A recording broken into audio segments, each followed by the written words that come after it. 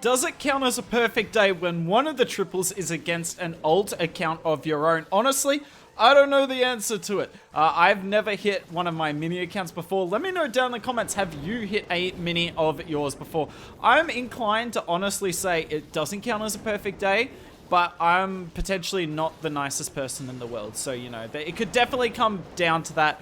Me being just jealous that Swifty here has had a perfect day. Swifty is inside the top 100 on this account, having a fabulous season with Super Bowler Smash. So, does it count as a perfect day? I guess you can let me know and we can have some sort of community poll. But have a look at this. Swifty starting off with the Warden Charge. Warden Charge is kind of nice with this army because the Super Bowlers are so fast. And if you have an elite funnel for them, you don't really need, like, a lot of rage spells. The healers will just sit on them perfectly and you're away to go. Really nice Flame Flinger as well. Like, if your Warden Walk, or Warden Charge I should say, enables the Flame Flinger, then you've probably got a good case. By the way, have a look at how long, because of how well set up this is, have a look at how long he can sit on this Warden ability. Now, he gets a little unlucky, freezes the tunnel and the Invis Tower twice. But the King is not going to take down the town all the time. He's just not doing enough damage, and the Invis spell goes off. So we're going to have to use our Royal Champion to take down the town all there. Honestly, if this is the most hooked thing out of the entire video today. I've been running Super Bowler Smash, and yeah, that sort of micro interaction's what my attacks look like. But have a look at this. We're going to pop our Warden ability. 3, 2, 1, there. That Warden ability was later than my upload schedule, and I haven't uploaded a video in like 10 months, maybe 9. It's been a long time since I put a video up, and still that Warden ability was later than it. To be fair though, Swifty's attacks are a bit more reliable than my upload schedule. No taking back there. Swifty is insane. What a crushing triple. Good start to the video, but are we any closer to answering whether it counts as a perfect day? Guess we've got to watch another one. Now, Swifty actually hit this Toxic Ring Base twice today. He hit it twice, and yeah. I think this sums me up pretty well as a content creator. I picked the worst attack to put on the video here. It was the first attack of the two, so the second one's obviously going to be a bit stronger because you've hit it the first time and seen what's gone right or wrong literally minutes before. I assume Swifty was boosting his attacks with the training potion. But yeah, I think that says enough about me as a content creator that I've deliberately showed the worst one. Sorry, Swifty, I love you. To be fair, I'm showing a perfect day of yours, so, you know, it can't be that bad, can it? I really like what he did with this wall break, by the way. Opened up both compartments, but barely. Made it quite difficult for the Super Bowlers to walk around, but the King and the Titan will walk around the corner quite nicely, and we have a perfect funnel set. Now, the big problem with this hit and why it goes worse than the other one is this Titan. Look at it. Nowhere near the defensive CC. There's also a bunch of ground skellies, as you can see there. If that Titan was helping on the top side, then this hit would go much better. Also, this Invis spell, not it. Unfortunately, the Super Bowlers run straight through it, and everything dies. And look at this. Imagine if the Titan was useful. Imagine if the Titan was useful, would eat up all these skeletons and the lava pups that you see. Alas, it is not useful. We've got the King being tanked on the bottom side. I mean, for a little bit, not really anymore. And this is looking like it's going to fall apart, but thankfully we've still got the healers alive, or at least enough healers, and it's just going to be a queen charge to the finish. RC will get rid of 1 or 2 more outside buildings. I actually don't know how much further she goes. Minions in for the cannon, and that will be a GG, plus the Yetis on the outside. So, nice attack here, honestly, but kind of sad that the meta's here.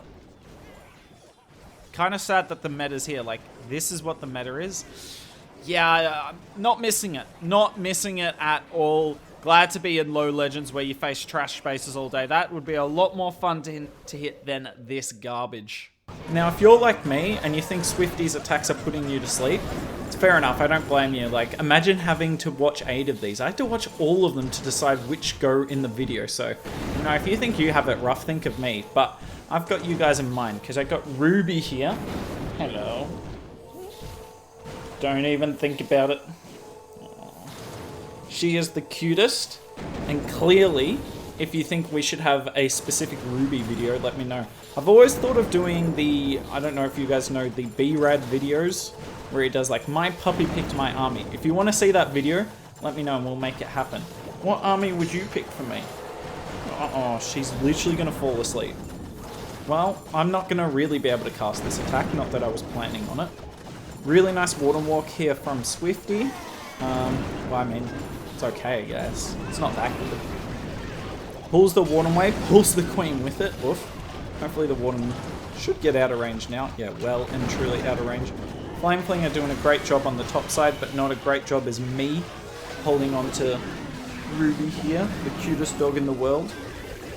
Surprising he hasn't gone with the Log Launcher. Like, the Flame Flinger has got really good value there, but he's going to need to be able to...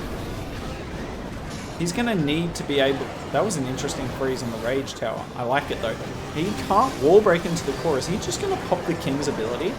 Now this is dangerous because Super Bowlers are ranged, so they could take out everything in the core and walk, but no, the King's just gone straight through the wall. Yet again, this is what I really like about Swifty's attacks.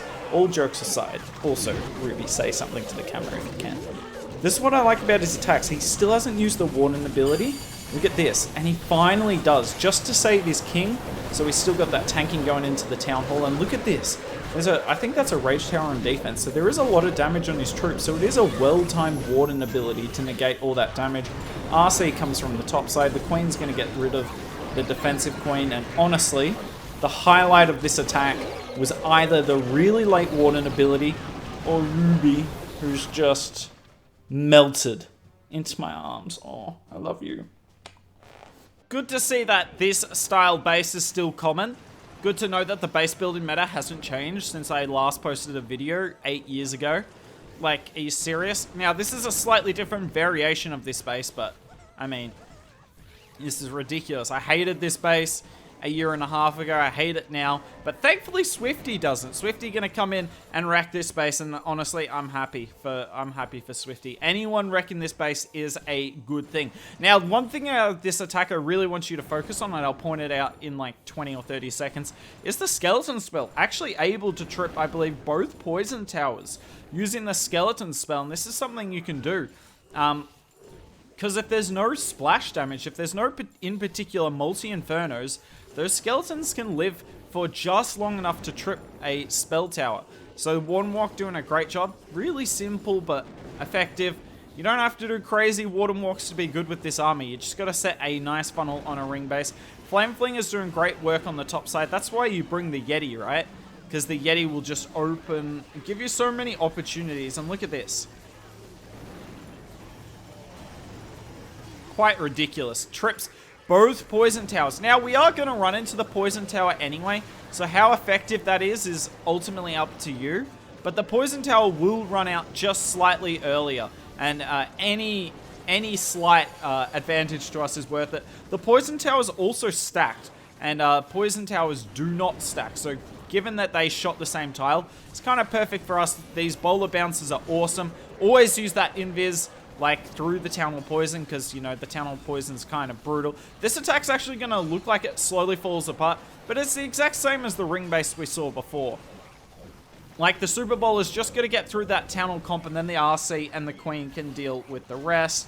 And you still got the Flame Flinger as well. RC on the top side. We don't need to watch the rest of this. I know you guys are already sick of me. You know, it's like the second video in a year and a half. Probably sick of the voice. So we'll get through this one quickly. Don't you worry. I got your interests at heart. Honestly, the most embarrassing thing about this whole video for Swifty is he actually took prep time on his own base.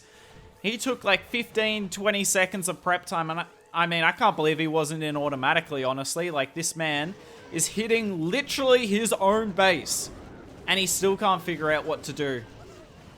Maybe he's not as talented as we're giving him credit for, honestly. Anyway, Warden Walk on the top side. I do like the plan he goes for with this, though. It's an unusual plan. So generally, you're going to see Swifty use, and most Super Bowler Smash players, use the Flame Flinger, because that's like literally the most broken siege machine potentially ever. The only thing that kind of compares is maybe the blimp once upon a time. But yeah, the Flame Fling is just ridiculously broken at Town Hall 15. But you're going to see him switch it up for the blimp here because he wants to path these Super Bowlers through the core of the base. But if he does that, not really going to get the Town Hall that reliably. It'd be extremely risky. So, what's he going to do? Just blimp the Town Hall. It's kind of out of the way. And look at these balloons, by the way. They're actually going to trip the Rage Tower, which is both good and bad, up to you. Now, unfortunately, our Titan died early. Swifty puts the Titan out quite early. I don't know if I agree with that or not. Would have been handy versus the Archers in the CC, but look at that Warden ability. Beautiful. Tornado goes off nice and early, and the Blimp will get that Town Hall down. Invis isn't perfect, but that's okay. Great freeze spell, gets the Scatter and the Queen. The Super Bowlers go back for the jump, and the Skeleton spell's doing great work on the Monolith, and we're just going to overwhelm this base. There is a lot of base left, but because our troops are all moving in unison, it's perfect. You get the maximum effect of the Warden, you get the RC getting perfectly tanked for by all the troops. It's really quite lovely, and that will be it for the video. So, what do you guys think? Is it a perfect day? I'm going to give Swifty the benefit of the doubt. I figure maybe I've been a bit too antagonistic, this video. But also, it's tough enough getting 7 out of 7. And, you know, if I hit my own base, I would definitely fail on it out of nerves. So, yeah, really nicely done from Swifty. But let me know down in the comments, do you think it counts as a perfect day? You know what? I trust you guys a whole lot more than I trust me.